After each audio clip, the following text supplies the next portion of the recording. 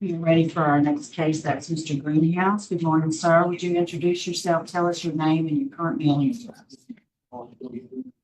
You have to speak up so we can hear. Norris, Greenhouse, I just want my board, Jack Road, that's my Louisiana, 7 All right, thank you, sir. Let me just acknowledge the folks who are here with us in the room today. Speaking on your behalf will be Anthony Ponton, your cousin, Alea Vega, your sister. Also here in support, we have Jeremy Rose, Jacoby Shaw, Cheryl Greenhouse, and Anthony Smith. Here with us today in opposition, we have Christopher Pugh, Kathy Martez. I'm sorry if I mispronounced that. Both of whom will be speaking in opposition. We have Ashley Jett and Damon White also here in opposition. First, Mr. Greenhouse, I'm going to read some identifiers into the record and ask you to verify that they're correct. And then we'll ask to hear from you before we hear from the speakers, and then we'll start our interview process. So you are here today. Your DOC number is 726128. You're seeking a pardon with restoration of firearms. You were sentenced in the 12th Judicial District of Wells Parish in October 4th of 2017. You received a 2-year, 6 months DOC sentence of hard labor, malfeasance in office. And you received a 5-year DOC hard labor sentence for negligent homicide. Those sentences were to run consecutively. Is that information correct, sir? Yes, sir. All right. So, Mr. Greenhouse, take a moment and tell the board. So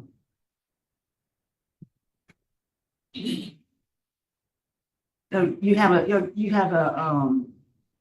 attorney here with you today? Yes, sir. It's Mr. Burge. Is he here? Oh, okay, sir. I'm sorry. I just got your card. You want to introduce yourself for the record? Yes, sir. I think this is the first, since council on behalf of the Norris community. That is borrow. Yeah, please. Borrow number is 374. Okay, thank you, sir. And before we start our interview, we'll ask to hear from you. Okay. Mr. Greenhouse, tell us why you're seeking a pardon with restoration of firearms. Yes, ma'am. More board. I'm seeking a pardon. Since my incarceration, I got into a program, signature bill program, audit program that they really, and further my education, received my associate's degree. While also incarcerated, I attended Blackstone Career Institute, got my paralegal study certification. Upon my release, I attended Wally College and got my bachelor's degree. So at that point in time, I was still trying to continue my education. At that point, upon release, I went to ANDT, non-destructive testing. After completing that course, I applied for my TWIC card. Was unsuccessful in obtaining my TWIC card due to the conviction. At that point, I began working at Greenhouse Law Office as a paralegal. I worked for attorney Philip Burge Law for Philip Burge, paralegal, and we law firm for me, attorney Shuttle Davis. One of my goals is to still trying to every day is to become Louisiana notary. Once I contacted Louisiana notary to submit my application, they advised me of the requirements that was necessary to get it. One of the requirements that I didn't meet was being a convicted felon at that time and not pardoned. And I had to see a goal, see a pardon from the government in order to continue my education and the process. As far as firearms and restoration, why I love them is that since I was a little bit boy, my family is big. I mean, and it's something that I want my kids to be able to do, me to teach them like I was taught them. Another hope is for my firearm restoration is to hopefully one day get back into law enforcement if the opportunity presents itself. Pro law enforcement still to this day. I have a lot of friends as law enforcement. I think that if the opportunity presents itself again, I will once again be a good fit for them. Well, tell us then, thank you for that information, all of that. Tell us your version of what happened. About November 3rd, 2015, I was on patrol from Ward Marshal, Ward 2, City Marshal office. I was patrolling on Preston Street, coming to the intersection of Spring Bay Road. While I was stopping the red light, I observed a vehicle coming in the opposite direction behind the vehicle or around that vehicle to see the intersection. Once that vehicle came on the side of me, almost to the side of the accident, I blew emergency lights. That vehicle at that point then turned into the parking lot of Harris, got back on to Spring Bay Road and traveled toward South Main Street. Going South Main Street, that vehicle failed to stop at the intersection of South Main and Spring Bay Road, making a left turn. All while in pursuit, I radioed in for assistance to people to come up. While on South Main, the intersection of Tarleton Street, that vehicle stopped on South Road. I advised the dispatch the vehicle had then stopped. I went to exit my patrol car, and at that time that vehicle once again drove off. I then advised dispatch that we were backing up pursuit, the rest of the travel was where we were going. Upon coming in at the wide intersection of South Main and Washington Street, the vehicle decided to proceed straight ahead of Washington Street. While passing the Marshall City Police Department, I seen units outside and people standing outside, hoping, wishing they would join the pursuit. While coming onto the intersection of Washington Street and Mark Street, that vehicle made a left turn. One traveling down Mark Street, I advised dispatch the erratic driving that the driver was doing at this point. One coming to the intersection of Mark Street and Preston Street, that vehicle then made a left turn onto Preston Street. That time, the other city marshal unit blocked the roadway and attempted to stop this vehicle. That vehicle then went around that city marshal's office vehicle and continued to proceed down Preston Street. Upon proceeding down Preston Street, that vehicle made a right turn on Martin Luther King. While turning Martin Luther King, deputies behind me advised, tried to get around the vehicle, try to box him in. At that point, I tried to do so. I tried to box him in every attempt I made to go around the vehicle, that vehicle swerved to the direction of my patrol car. Then advised that I could not do it. While coming to the end of MLK, and I believe that's Stenshaw, that vehicle decided to make a left turn to a dead-end street. At that point, I asked my patrol vehicle, upon approaching the vehicle in front of me, that vehicle began to back up in the direction of my vehicle, between myself, my vehicle, and that person's vehicle. Once that vehicle backing up, I removed myself, jumping out of the way in order not to get pinned between both vehicles. That vehicle then drove forward as I'm getting up off the ground, and by this time, the vehicle was backing up again, I hear gunfire. At that point, I don't know where the gunfire was coming from, or the vehicle was coming my direction, and shots were being fired. At that point, I did discharge my deadly weapon in an attempt to stop the vehicle for the safety of myself, in order to not get rained over or possibly rammed again. At that point, the shots was fired, other officers came for assistance. Thank you, sir. At no point in time did I ever see anyone else in the vehicle. I do believe that the events by everybody involved were different, the outcome would have been different. All right, we'd like to hear from the folks who are here in support. If we could, Neil. We'd like to hear from your sister first. Maybe you could step up to the podium. Good morning. My name is Alina Vega, and I'm here in support of my brother Norris Jr. and his recommendation for a pardon. As a sister, I've known him all my life. So he's always struck me as a person with perseverance and never meeting a stranger. Unfortunate that the events that occurred that night has changed everyone's lives on both sides. And we're deeply saddened of the loss of a child. During that time, my brother still has been a pillar in the community, still helps out in any and every way that he possibly can. He's never deterred from his community. He has never had ill wishes or bad faith. And that's why I feel as though a pardon would be in favor of him and his children to better his education himself as he has continued to do throughout these past 6-7 years. Thank you. Thanks for being here. And Mr. Ponton? Morning, board. Anthony Ponton, been knowing this young man who became a man, be it on the other side of this.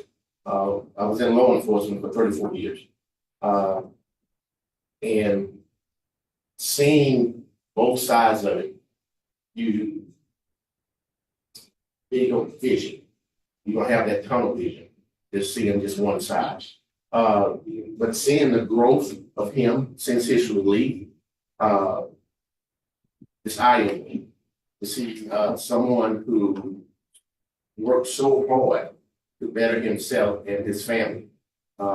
And not only his family, but his community also. He's also been a mentor to several family members, young men in the family, advising them of making the right choices and wrong choices and what can happen within a split second decision, how you can change your life and other lives of other people also. He's still growing, and those are the characters that we need in the community, and that young men need to see that although you went through this issue, you can still come out on the other end and help your community and be a better person. And I see that in him. And if I didn't see it in him, I wouldn't be here today. But I do see that in him. Cousin or not, I see that in him. But he's a great job, and he's doing a whole lot for the community and also for others. Thank you. Thank you, sir. Thank you for being here. And thank you for your service. Thank you. Mr. Burge, we'd like to hear from you, sir.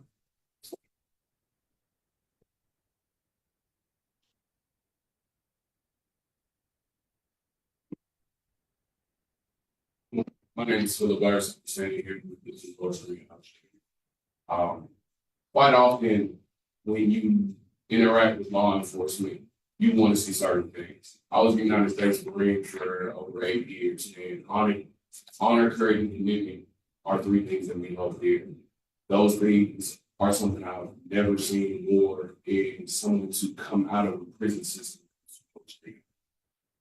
As he conducts himself in his community, he still conducts himself as a leader, he still conducts himself as a protector. He mentors children, he coaches, he does every single solitary thing that he can do to show his community that where he stood as a guardian of the people of the town, of the area, of the parish, he still stands there as that same person today with or without a badge. I've seen him pursue education, I've seen him pursue employment, I've seen him pursue bettering himself more than the thousands of individuals that I've worked with in my years as an attorney. I feel like his integrity, his character have all shown rehabilitation in a place where he may not have even originally thought he needed to be changed. But he's found change in himself. He's found ways to improve himself.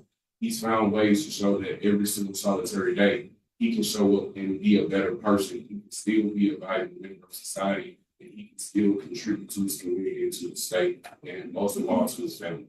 I do understand that one reason he is seeking the pardon is because several opportunities to, as a father of 3 children, as a member of the community, as somebody who is doing everything they can to show that they are better and they're still a great person. I know not having the pardon over and over again has kept him from having job opportunities, and it's kept him from continuing to achieve the levels that he wants. I've talked to Mr. Greenhouse. He still has a passion for law enforcement. He still has a passion for law. He still has a passion for justice. But in this situation, he's one of the few people that I would stand here and recommend for a pardon. I don't take that very lightly. I worked as a public defender in 16 JDC. I worked as a public defender in East Baton Rouge. I worked as a private public defense attorney. I've never stood at this podium and asked for somebody to have a pardon. And so I just asked him to consider the factors in what anybody would ever be recommended for a pardon has. A law enforcement officer who was a part of a tragic situation, who's expressed every bit of remorse that he can, who's done every single thing he can to show that he's made changes, made improvements, and will continue to do better. I can never think of anybody who will qualify for it. Thank you, Ms. Burge. All right, now, we'd like to hear from the opposition, and I'll let you guys decide who goes first. We have a little law.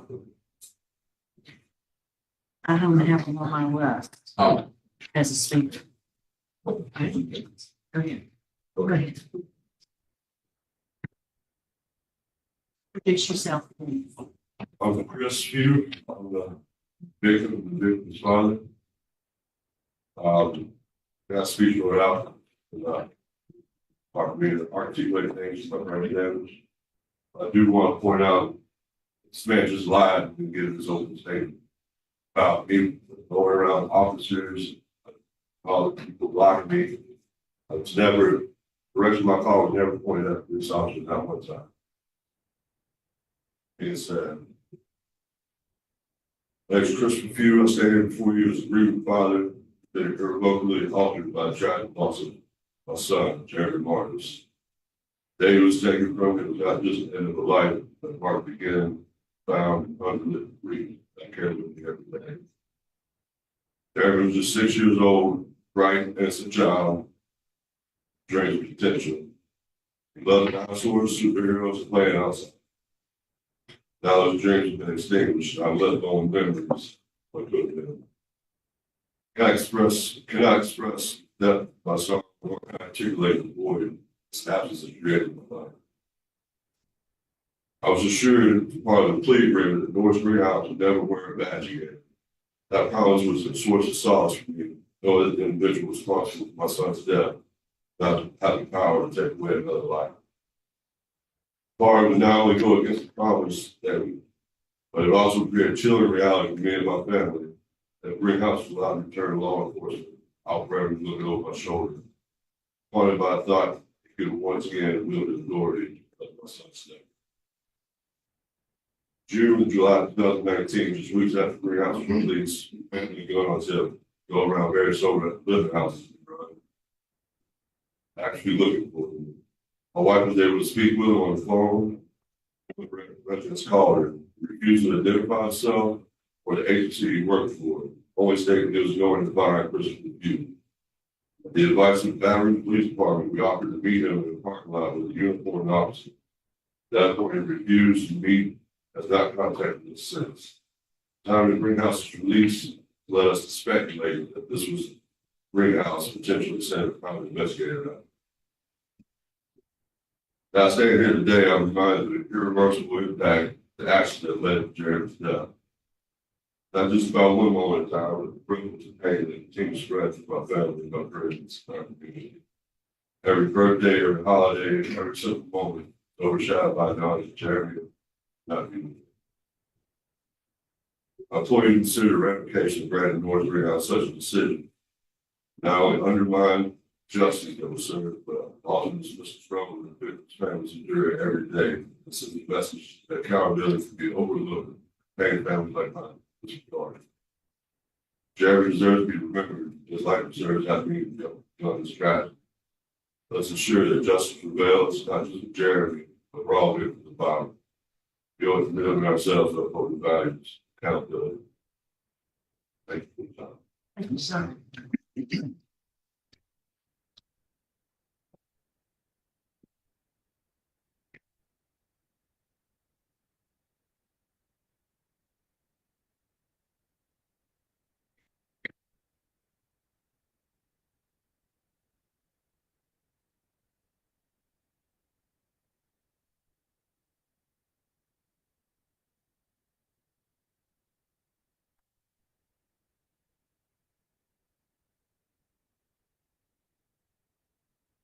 My name is Kathy Norris. I am Jeremy's maternal grandmother. My daughter bore Jeremy. I was the second person in this world to ever lay hands on him. I helped the doctor clean him off after birth. I raised him as my son until he came to live with his father.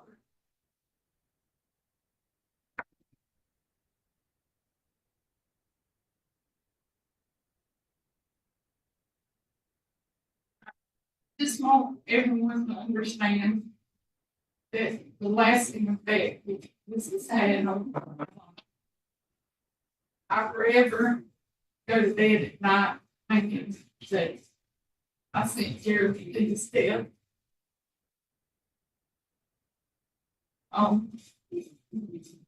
The applicant said that he has expressed remorse. I haven't seen it at all.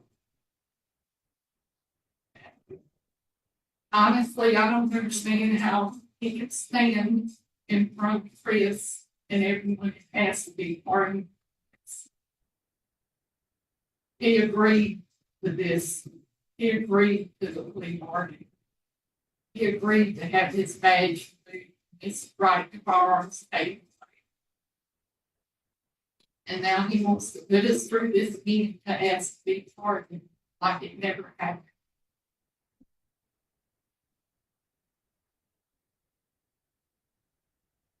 I had a big speech written that I wanted to bring in with me, that I was under the impression that we couldn't bring papers in.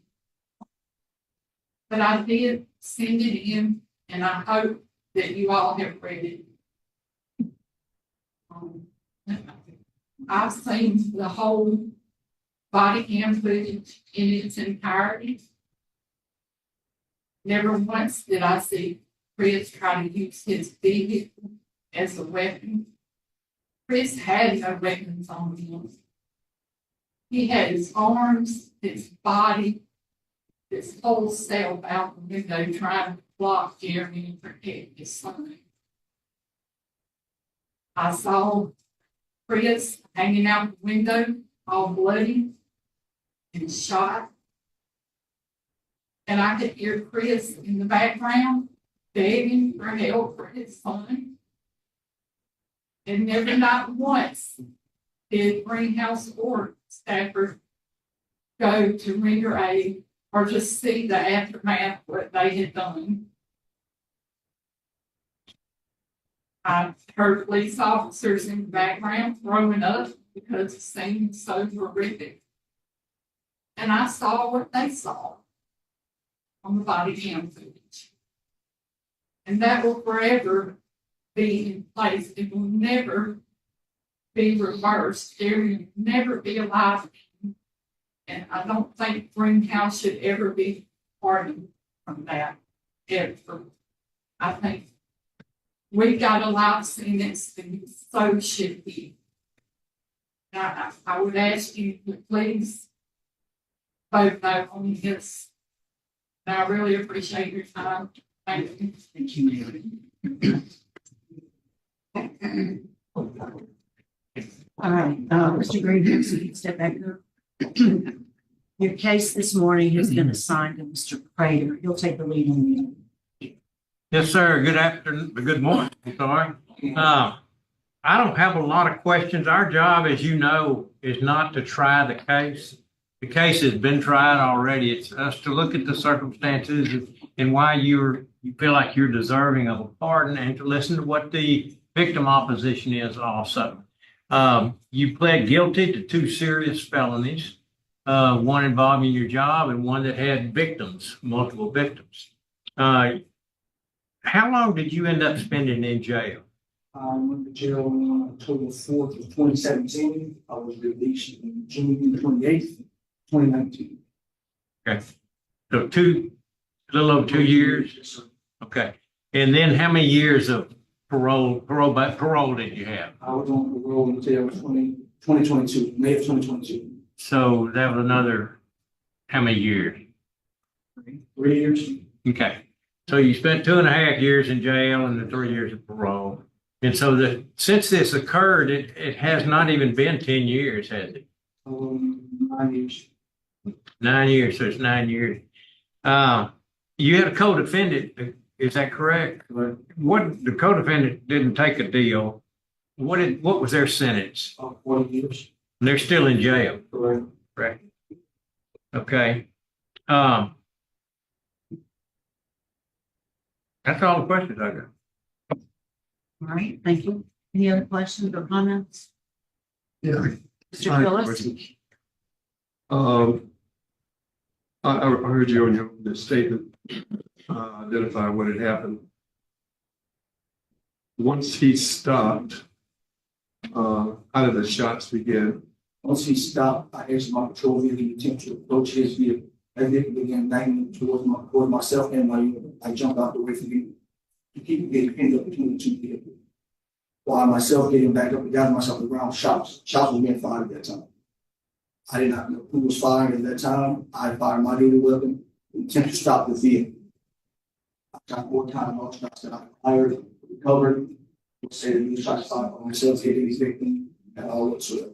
So there are other policemen shooting too? Yes, sir. Any other questions? All right, so I don't see any other questions. Mr. Greenhouse, I think we are prepared to vote. Mr. Prater will be voting first. Yes, Mr. Greenhouse, my vote is to deny the pardon. I think that you got a great plea deal to begin with. It hadn't even been 10 years since the offense occurred. And the idea of pardoning and wiping this off the record with less than 10 years of a serious thing while your co-defendant is still in jail, that's pretty absurd in my line of thinking. And I also feel very strongly that somebody that has pled guilty to malfeasance in law enforcement doesn't need to go back into law enforcement. I hate to tell you that because you young man with a lot of future ahead of you, and part of that is depending on maybe getting back in law enforcement. But it would be my suggestion that you consider another field. And for those reasons, my vote is to deny. Mr. Freeman? I applaud what you've been doing, but it is a simple fact that a life was lost here. And, you know, and it hasn't been 10 years. Matter of fact, if it wasn't for the law of earned compliance, you would still be under supervision until March of 25. So I think it needs way more cleansing period. So my vote today is to deny. Mr. Tillis? I commend you for your services, and I strongly suggest keep pursuing your dreams. At this time, I would also deny too, but follow your dreams. Mrs. Stapleton? I also commend you for your community service and your endeavors. Continue that in your life, your will of others. But I listened to the pain and anguish of the father and the grandmother, Kathy. And so my heart goes out to you also. And my vote is to deny. All right, Mr. Greenhouse, I don't know that we've noted on the record, the opposition in the record, the current sheriff in Walls Parish, and the Attorney General's office. But I do agree with my colleagues, it's been an insufficient cleansing period. So my vote today also is to deny. Thank you for the community service work that you continue to do. Good luck to you, sir.